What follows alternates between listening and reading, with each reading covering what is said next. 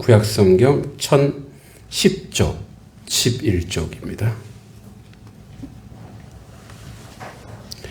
같이 한번 읽어보겠습니다. 37장 5절에서 7절 시작. 그리하여 히스기야 왕의 신하들이 이사야에게 나아가매 이사야에게 그들에게 이르되 너희는 너희 주에게 이렇게 말하라.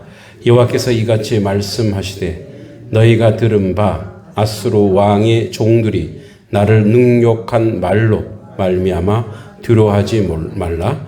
보라, 내가 영을 그의 속에 두리니 그가 소문을 듣고 그의 고국으로 돌아갈 것이며 또 내가 그를 그의 고국에서 칼에 죽게 하리라 하셨느니라 하니라. 아멘. 네, 오늘 말씀 오늘 이제 두려움을 또 이기는 말씀입니다. 그 라르스 스베린센이라는 사람의 두려움의 시대에서 이제 그 현대인은 두려움과 호흡한다고 합니다. 그래서 두려움은 위협을 느끼는 순간 생기는 감정이 아니라 세상을 해석하는 시선이 바뀌는 것이라고 합니다. 예를 들면 건강에 대한 불안이 생기면 모든 통증을 병으로 느낀다는 거예요. 그냥 아무것도 아닌 건데도 그 병이 왔구나 이렇게 생각한다는 거예요. 관계에서 상처를 받으면 모든 말이 공격처럼 들린대요. 누가 그냥 칭찬을 해도 곡해하고 격려해도 곡해하고 충고해도 곡해하고. 그러니까 좋은 말을, 그러니까 아름답고 좋은 말들이 전부 다 자기한테 와서 그냥 그대로 받아들이는 게 아니라 그걸 이제 찌르는 거, 자기 스스로 해석을 하는 거예요. 누가 저한테 그래요? 목사님은 정말 은혜롭게 생기셨어요. 이러면 그분은 진짜 그렇게 했는데 못생겼다는 얘기구나. 응? 잘생겼으면 잘생겼다 그러지 왜 은혜롭게 생겼다고 얘기했겠어? 이런 식으로 해석할 때가 있었어요. 해석할 때가 있었어요. 지금은 대놓고 저한테 못생겼다 그래도 상처를 안 받아요. 왜 그럴까요? 잘생긴 걸 알기 때문에. 예. 권사님 비우신 거 아니죠? 예, 이렇게 자존감이 높습니다. 자, 왜냐하면 생김은 내가 결정한 게 아니거든요. 하나님이 결정했는데 그것은 하나님을 모욕하는 짓이니까. 또 돈에 대한 두려움이 생기면 모든 상황을 손해로 봐요. 그래서 뭐 이렇게 밥을 한번 사야 되는데 발발 떨고 못 사는 거예요. 네. 그죠? 뭔가 이렇게 이제 가끔 가다가 제가 이제 집에서 물론 이렇게 치킨도 쏘고 막 그러다가 가끔 가다가 우리 막내나 큰 놈한테 야, 오늘은 치킨 먹자. 오늘은 돈은 네가 내라. 그래, 그러면 한번 딱 봐요. 그러더만 자기가 내겠대. 그래서 근데 불편하냐? 그랬더니 나도 한번 사야지. 네가 얻어먹었는데. 예. 그래서 내가 그래서 이거 훈련이야, 얘들아. 살 줄 알아야 돼. 그랬더니 자기 집에서는 안 그래도 밖에서 잘 산대요. 집에서 좀 잘 사봐. 내가 그렇게 얘기해. 그러니까 돈에 대한 두려움 생기면 모든 상황을 손해로 느끼는 거예요. 해석하는 거죠. 그러니까 두려움은 외부가 아니라 내부에서 시작합니다. 예? 우리 공부학 애들도 그렇고 우리 여름 수련회, 겨울 수련회 되면은 애들이 제일 좋아하는 프로그램이 있어요. 그게 뭔지 아세요? 담력 훈련이에요. 맨날 담력 훈련 하죠, 저한테. 그리고 정작하면 막 무서워하는 거예요. 그래서 내가 아주 무서운 얘기 해주고, 저 본당에 가서 기도하고 와. 1분 동안 기도하고 오면 애들이 못 가요. 그죠? 그 이제, 우리는 영적인 거를 좀 알기 때문에 이런 거에 두려워하지 않죠.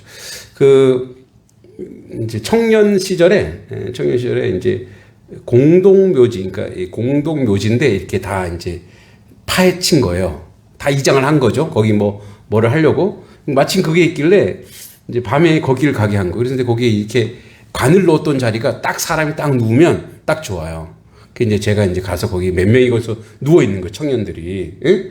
예, 누워 있는데 아우 저도 죽겠더라고요. 모기가 물어갖고 모기가 따끔따끔 물어갖고 여름에 예, 그래서 이제 거기 가는 거죠. 왜? 예, 두려움이 없으니까. 영적인 거, 귀신 사탄 이게 이미 다 우리가 예수 이름으로 다 물리쳤기 때문에 두려움이 없어요. 제일 무서운 거 뭔지 알아요? 그런데 숲에 뱀하고 뱀하고 사람이 더 무섭지, 그죠? 그러니까 두려움은 내부에서 시작합니다.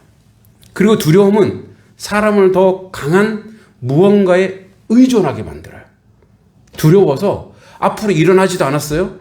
근데 일어나지 않는데 그 두려움을 막 주면 사람이 자꾸 돈에 의존하게 되고 건강 염려증 막 건강 거기 어디 막 가서 뭘 막 먹으려고 하고 그러니까 자꾸만 무언가에 의탁하게 만들. 그래서 더 큰 군대, 더 강한 재력, 더 높은 권력, 더 큰 자존심을 막 사람 붙잡아요.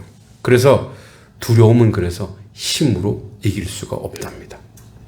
네, 두려움은 사람이 가진 힘으로 절대 못 이겨요. 두려움은 누가 나를 다스리는가의 문제입니다. 누가 나를 다스리는가.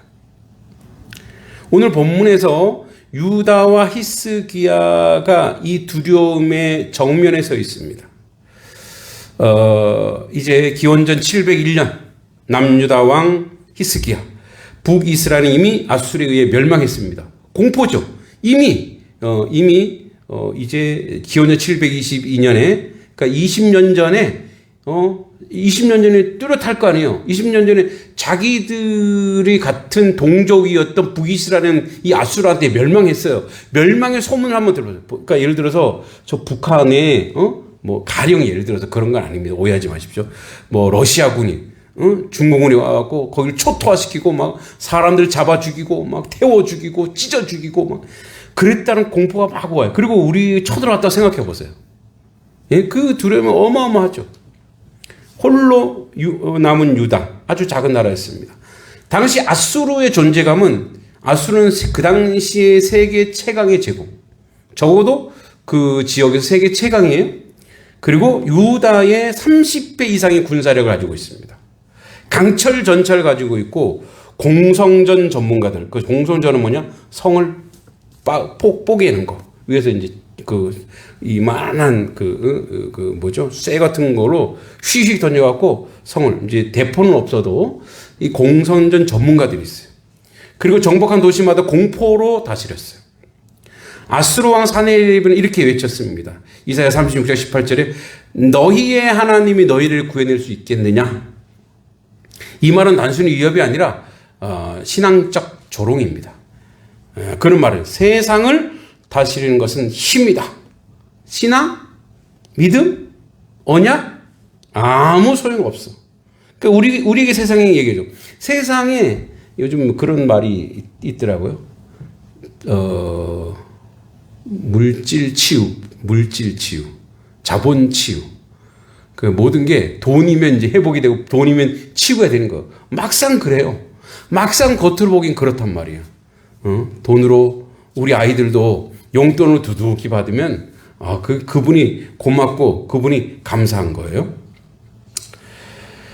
예루살렘이 포위되었습니다. 식량은 점점 줄어들고 성벽은 약하고 동맹국들이 이미 항복했고 백성들은 공포 속에서 눈물을 흘렸습니다. 히스기야의 선택지는 사실상 없습니다. 그냥 항복하고 나가서 좀 봐주세요. 그러니까 평화를 협정할 수도 있어요. 우리나라의 병자호란 때, 그죠? 인조의 삼전도의 굴욕, 그죠? 그때 히스기야가 택한 길이 이것이었습니다. 이사야에게 사람을 보내라. 무기나 전략이 아니라 말씀을 요청한 거예요. 하나님이 무엇이라고 말씀하는가? 하나님의 말씀을 듣자. 이렇게 얘기해요. 그래서 31장 6절에 두려워하지 말라. 하나님은 전쟁이 아니라 두려움을 먼저 다루십니다. 두려움을. 그러니까 이제 내적 두려움은 내면이죠. 이 전쟁에서 그 가장 위협적인 대상은 아수르가 아니라는 거야. 아수르가 아니고 너희들 내면 속에 있는 두려움이에요. 두려움. 이 두려움을 먼저 이겨내야 된다 이 얘기예요. 두려움. 그러니까 무엇을 하든지 이제 수능이 얼마 안 남았어요.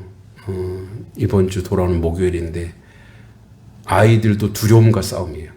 그래서 대부분 아이들이 자기 실력보다 성적을 못 내는 경우가 부지기수예요. 왜 그럴까요? 모의고사 볼 때는 뭐예요? 모의고사는 그냥 진짜 성적이 안 들어가고 편안하게, 뭐 편안하지 않습니다만 그래도 모의고사에도 좀 긴장을 하지만 모의고사에서는 점수가 잘 나와요. 근데 정작 시험 보러 수능은 1년에 수능이 몇 번 볼까요? 한 10번 보면 좋겠죠. 근데 한 번 본단 말이에요, 한 번. 그래서 이거 갖고 말이 많았어요. 폭력적이다, 너무. 그러니까 1년에 2번 보게 해서 두 점수를 합산해야 된다라는 말도 있었고.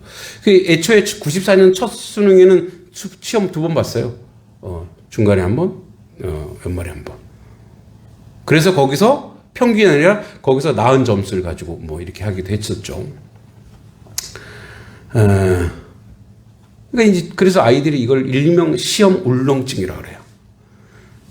근데 여러분 다 시험 봐봤죠? 울렁증이 없는 사람 있겠어요? 다 긴장해요. 다. 저도 운전면허증 아무것도 아니잖아요. 운전면허증 저는 이제 한 번에 다 합격을 했어요. 근데 그 필기 시험은 제가 좋은 점수 받아서 딱 되고 그다음에 실기 때 계속 이제 점수를 잘 받았어요. 그래서 마지막에 이제 쪼르르 가서 이 종착선에 딱 가면 끝이에요. 그러면 이제 갑자기 오른발 다리가 떠오르는 거예요. 이렇게 덜덜덜 떨어요. 자, 이게 밟아야 되는데 덜덜 떨면 어떻게 차가 드드드드 하겠죠. 그러니까 점수를 쭉 가면 퍼펙트 만점이란 말이에요. 근데 거기서 드드드드 떨어져갖고 85점 받았어요. 아이고, 그럼 물론 합격을 했죠. 근데 갑자기 다리를 잡을 수도 없고 그 옆에 있던 김동기 씨 왜 그래요? 왜 그래? 왜냐면 다 끝났다 하는데 갑자기 다 끝났다. 이걸 빨리 끝내야 된다는 생각에 왜 갑자기 마지막에 그랬는지 몰라도 다리가 다르르 떨리더라고요. 두려움은 그래요. 문제보다 두려움이 더 크기 때문에 그래요.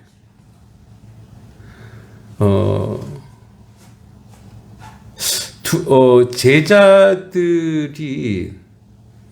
이제 풍랑이 왔을 때 풍랑은 제자들을 삼키지 못했습니다. 제자들을 삼킨 건 두려움이에요. 무서움이었어요. 골리앗이 이스라엘을 이기지 못했습니다. 두려움이 골리앗이 아니라 두려움이 이스라엘 간담을 서늘하게 했어요. 신앙의 진짜 싸움은 마음에 있어요. 결단이 있어요.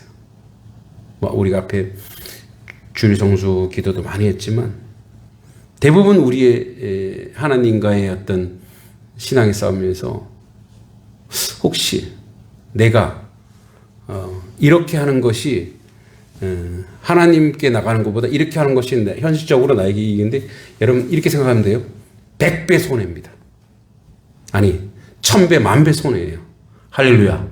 그렇게 생각하면 됩니다. 이 해 관계로 따진다면 내가 하나님 앞에 나가지 못하는 것이 1000배, 만배, 10만 배 손해라고 생각하면은 못 나올 일이 없죠. 아예 그렇게 생각하세요. 자본적인 거라면 아예 여러분 그렇게 생각하십시오. 왜냐하면 우리는 마음에서 먼저 지는 거예요. 37장 6절에 그들이 나를 능욕한 말로 말미암아 이 말은 히스기야의 체면이 아니라 하나님의 이름이 조롱받았다는 사실이에요. 하나님은 자신의 이름을 위해 싸웁니다. 그의 이름을 위하여 시편 23편 3절. 그러니까 이 두려움하지 말아라. 왜냐하면 이렇게 이 싸움은 하나님의 싸움이에요. 하나님의 싸움. 너희들의 싸움이 아니고 내 백성이 너희들의 싸움이 아니고 저 악한 세력과는 내가 싸우겠다 이거예요.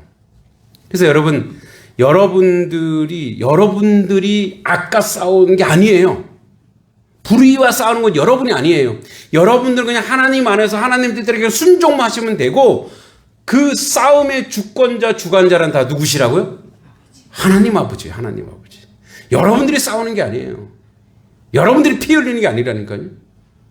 여러분이 만신창이가 투쟁하는 게 아니고 하나님이 싸우실 것이기 때문에 우리는 하나님 편만 되면 되는 거예요. 하나님 편이 되어서 그 싸움으로 나가면 됩니다. 에브라임 링컨이 남북 전쟁 때 그랬다면서요.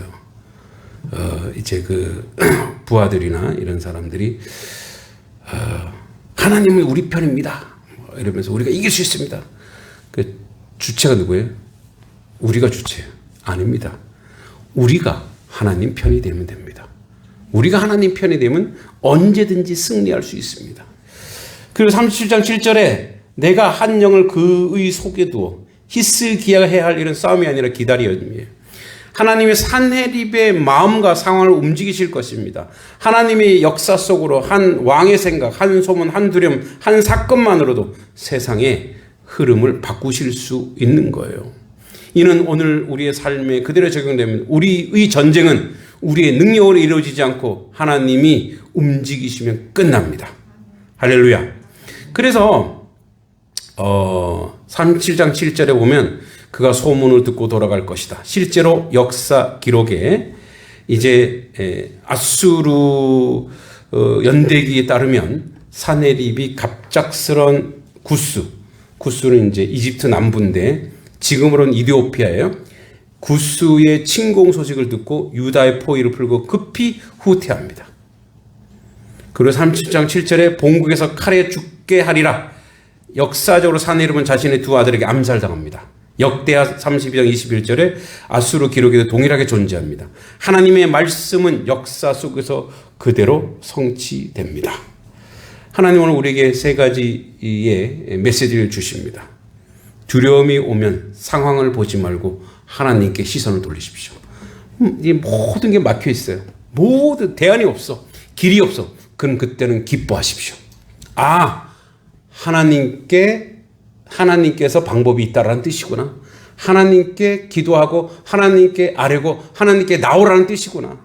그래서 다 막히면 그때 기뻐하십시오. 도리어 역설적으로 기뻐하고 즐거워하십시오. 하나님이 하시겠다고 하는 하나님의 작정이구나. 할렐루야. 제가 이제 그 책을 쭉 쓰면서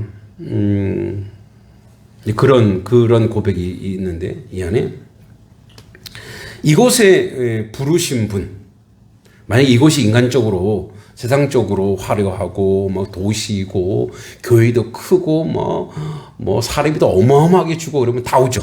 응? 어마어마한 경쟁이 있을 거 아니에요. 요즘에는 웬만한 교회도요. 웬만한 교회 뭐 옆에 이 동남시찰에 웬만한 자립된 교회면 막 이력서가 100장 와요. 100장. 응? 그러면 내가 선택한 길이라고 생각할 거예요. 그러나 하나님은 가장 연약하고 어렵지만 그곳에 부르신 부름이 있는 거예요. 그래서 그런 고백을 했어요. 여기가 시냇가에 심은 나무고 하나님이 나를 여기다가 심으셨구나.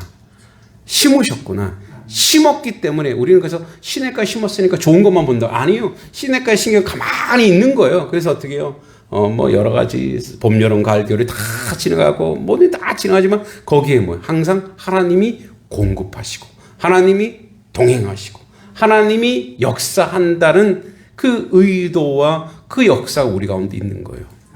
하나님께 시선을 돌려야 돼요. 히스기야의 승리 시작은 칼이 아니라 말씀 앞에 무릎 꿇는 거였어요. 두려움을 이기는 것은 하나님의 말씀입니다. 두려움을 이기는 것은 하나님 앞에 무릎 꿇는 것입니다.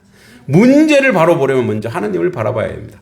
하나님은 우리의 두려움을 들으시고 말씀으로 응답하십니다. 히스기야는 도망가지 않았습니다. 숨지 않았습니다. 괴롭다고 사람을 찌르지도 않았습니다. 그는 말씀 앞으로 갔습니다.